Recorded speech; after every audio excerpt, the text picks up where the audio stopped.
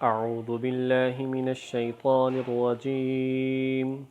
بسم اللہ الرحمن الرحیم قل یا ایہا الناس انی رسول اللہ الیکم جميعا الذی لہ ملک السماوات والارض لا الہ الا هو یحیی ویمیت فآمنوا بالله ورسوله النبي الأمي الذي يؤمن بالله وكلماته واتبعوه لعلكم تهتدون صدق الله العظيم قل یا ایہا الناس، اے رسول صلی اللہ علیہ وسلم آپ کہہ دو اے لوگو، انی رسول اللہ الیکم جمیعا کہ مجھے تم سب کی طرف اس اللہ نے رسول بنا کر بھیجا ہے، الذی لہ ملک السماوات والارض کہ جو آسمانوں زمین کی سلطنت کا مالک ہے، لا الہ الا ہو نہیں ہے کوئی معبود سوائے اس کے، یحیی و یمیت وہ زندگی کا مالک ہے، وہ موت کا مالک ہے، یعنی زندگی موت وہی دیتا ہے۔ فآمنوا باللہ ورسولہ چنانچہ تم ایمان لے آؤ اللہ پر اور اس کے اس رسول پر، النبی الامی کہ جو نبی امی ہے۔ امی کہا جاتا ہے کہ جس نے مخلوق میں سے کسی سے علم حاصل نہ کیا ہو، الذی یؤمن باللہ وکلماتہ جو شخص بھی ایمان لائے اللہ پر اور اس کی کلمات پر، اس کے احکامات پر، اس کی باتوں پر، واتبعوہ اور اسی کی پیروی کرو، لعلکم تہتدون تاکہ تمہیں ہدایت حاصل ہو۔ اس سے قبل بات چل رہی تھی بنی اسرائیل کی، موسیٰ علیہ السلام کی، اور اس میں پڑھا تھا کہ وہ نبی صلی اللہ علیہ وسلم کی ذات گرامی کا وسیلہ دیا کرتے تھے، اور اسی طریقے سے آپ کا نام لے کر اللہ سے فتح طلب کیا کرتے تھے، اور نشانیاں بھی حضور علیہ السلام کی ان کتابوں میں موجود تھیں، جیسا کہ قرآن کریم میں آتا ہے یجدونہ مکتوبا عندہم فی التوراۃ والانجیل کہ وہ لوگ پاتے ہیں حضور کی نشانیاں تورات میں بھی اور انجیل میں بھی۔ تو جب نشانیاں وہ پاتے ہیں اور اس کے بارے میں پڑھتے ہیں تو فرمایا کہ اے نبی آپ کا تذکرہ ان کتابوں میں موجود تھا، وہ آپ کے بارے میں پڑھتے رہے، چنانچہ اب آپ نبی بن کر آ چکے ہیں، تو اب آپ لوگوں میں یہ اعلان کر دیں کہ میں صرف یہودیوں کے لیے نہیں، میں صرف نصرانیوں کے لیے نہیں، میں صرف عربیوں کے لیے نہیں یا عجمیوں کے لیے نہیں یا مکہ والوں کے لیے نہیں، بلکہ رسول اللہ الیکم جمیعا میں تم سبھی کی طرف، انسان و جنات سبھی کی طرف مجھے نبی بنا کر بھیجا گیا ہے، جیسا کہ حدیث میں آتا ہے بعثت الی الاسود والاحمر الی الجن والانس کہ مجھے نبی بنا کر بھیجا گیا ہر سرخ کی طرف، ہر سیاہ کی طرف، ہر جن کی طرف، ہر انسان کی طرف۔ گویا کہ کوئی قبیلہ، کوئی جماعت، کوئی قوم ایسی نہیں کہ صرف اسی کی طرف آپ کو بھیجا گیا ہو، بلکہ آپ کو نبی بنا کر جب بھیجا تو وہ دو قیدیں جو ہر نبی کے ساتھ تھیں، زمان اور مکان کی قید، زمانہ ان کا محدود تھا، جگہ ملک ان کا محدود تھا، اس سے زیادہ کے لیے اور اس سے زیادہ عرصے کے لیے وہ نبی نہیں تھے، لیکن حضور کو بھیجا تو یہ دونوں قیود ختم فرما دیں،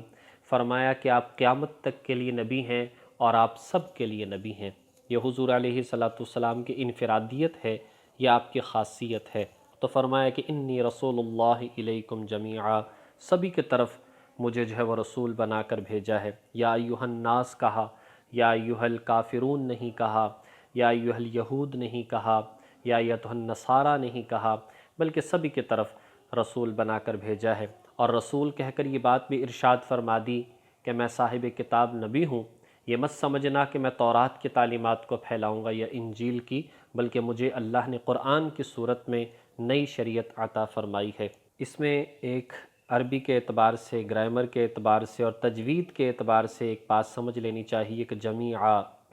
جب ہم یہاں پر وقف کرتے ہیں تو اس کو پڑھتے ہیں جمیعا، ورنہ چھوٹا سا نون لکھا ہوا ہے، اس کو اگر ہم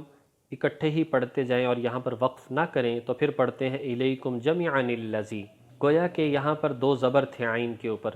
رول اور قاعدہ یہ ہے کہ اس نون کو نون قطنی کہا جاتا ہے، نون قطنی کہا جاتا ہے، تنوین کے بعد جب حمزہ وصلی آ جائے، حمزہ وصلی کہتے ہیں کہ درمیانے کلام میں جب ملا کر پڑھیں تو وہ حمزہ پڑھا نہ جائے، وہ گر جائے. تو یہاں پر ایسا ہے الذین کے شروع میں جو الف ہے، اگر ہم ملا کر پڑھتے ہیں تو وہ نہیں پڑھا جاتا. اور پھر یہ ہو کہ اس حمزہ وصلی کے بعد والا حرف ساکن ہو، تو لام پر جو تشدید ہے، تو تشدید ہمیشہ دو حروف ہوتے ہیں، پہلا ساکن اور دوسرے پر زبر ہے. تو چونکہ اس حمزہ وصلی کے بعد حرف ساکن آ گیا، تو ایسی جگہ پر وہ جو تنوین ہوتی ہے اس تنوین کو نون سے بدل دیتے ہیں، نون ساکن سے بدل دیتے ہیں. اور نون ساکن کے بارے میں رول یہ ہے کہ جب اس پر زبر زیر پیش دی جائے تو پھر اس کو زیر دی جاتی ہے، نہ زبر آتی ہے نہ پیش آتی ہے. اس اعتبار سے خلاصہ یہ نکلا کہ اگر ہم نے یہاں پر وقف کرنا ہے تو پھر ہم پڑھیں گے الیکم جمیعا، اور آگے پڑھیں گے الذی لہو. اور اگر یہاں پر نہیں رکتے تو پھر پڑھیں گے الیکم جمیعاً الذی لہو، جمیعاً الذی نہیں پڑھیں گے، جمیعاً الذی لہو. بہرحال یہ ایک تجوید کا اصول تھا. تو فرمایا الذی لہ ملک السماوات والارض، وہ اللہ تنہا ساری کائنات کا خالق اور مالک ہے، اس کے سوا کوئی معبود نہیں. ظاہر ہے کہ جب سلطنت اسی کے قبضہ قدرت میں ہے،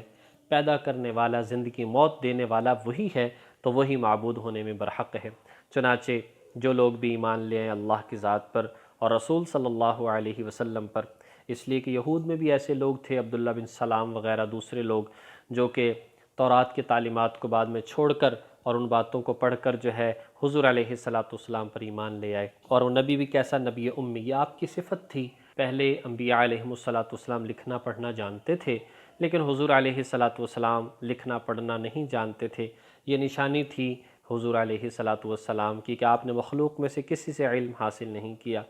الذی یؤمن باللہ وکلماتہ، اور یہ بات یاد رکھیں پہلے نبیوں نے بھی کسی سے علم حاصل نہیں کیا،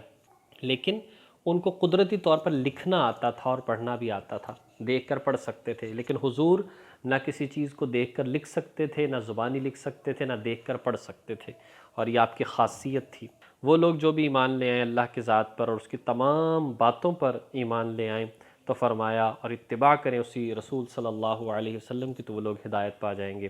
تو اس کے اندر حضور علیہ السلام کی ایک خاصیت بیان فرمائی ہے، اور ہماری بہت بڑی خوش قسمتی کہ ہمیں اللہ تعالیٰ نے ایسا نبی اور پیغمبر عطا فرمایا کہ جس کی وجہ سے یہ امت سب سے آخر میں آئی ہے لیکن جنت میں سب سے پہلے جائے گی. اس لیے ہمیں اللہ کا شکر ادا کرنا چاہیے اور نبی پاک صلی اللہ علیہ وسلم کے تعلیمات کو دل و جان سے تسلیم کرنا چاہیے اور اسی کے مطابق جو ہے عمل کرنا چاہیے. اللہ پاک توفیق عمل نصیب فرمائے. وآخر دعوانا ان الحمد للہ رب العالمین.